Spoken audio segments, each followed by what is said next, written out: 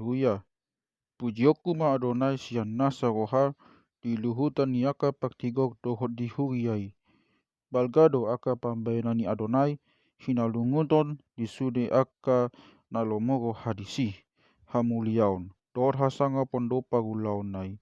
Jalahot do jongjong hatigoran nai saleleng-leleng na. Dunga di bana sadapak ningotan di halongangan aka dami nahenai padengkan basa jala parasi roha do Adonai. Dunga di pagbohali aka nama kabiari ibana diingot do padan binahenai ro di saleleng-leleng na. Dunga di pabotohon tu bangsona gogo ni pambayanan nai mangalehon tu nasida pagjabaran ni aka pagbegu.